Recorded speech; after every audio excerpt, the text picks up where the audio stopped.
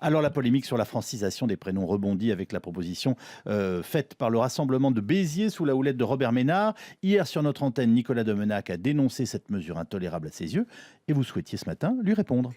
Et oui, le monde est bien fait. Il y a les gentils et les méchants, les tolérants et les xénophobes, ceux qui acceptent que les enfants portent des prénoms multicolores et ceux qui veulent leur imposer des prénoms monochromes français. Bon, et si on allait au-delà de ces postures, et si on allait au-delà des faciles incantations, si on plongeait dans la réalité des rapports sociaux, si on retournait dans l'histoire de la nation française. Adjani se prénomme Isabelle et non Jamila. Reggiani se prénomme Serge et pas Sergio. Aznavour, c'est Charles. Valls, c'est Manuel. Platini, c'est Michel.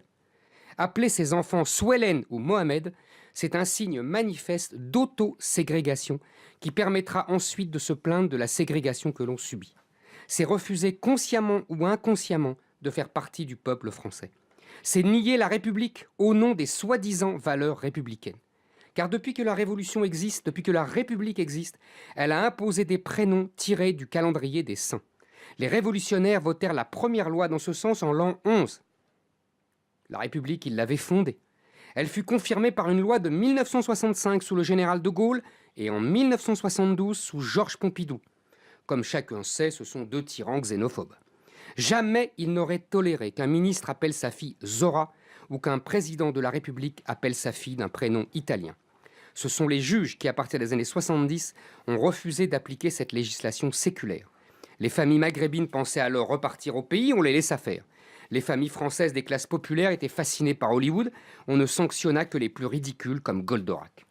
Devant ce laxisme judiciaire, les préfets baissèrent les bras et le législateur abolit cette législation en 1993.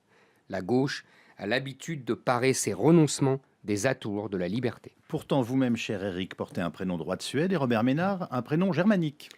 Mais il ne faut pas tout confondre ou faire semblant. Les prénoms germaniques ne sont pas étrangers, puisque les Germains sont à l'origine de la France avec les Gallo-Romains. En faire des immigrés, c'est confondre la France avec l'Empire romain. Les prénoms scandinaves ont été depuis toujours francisés par la conversion de ces populations au christianisme. Car que cela plaise ou non, la France est un pays de culture catholique, façonné par l'Église depuis plus de 1000 ans. Les autres cultures, les autres nations ne s'y trompent pas.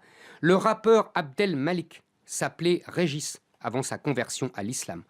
Quand des parents juifs donnent à leurs enfants des prénoms israéliens, il y a de fortes chances que cette famille ne tarde pas à quitter la France pour Israël.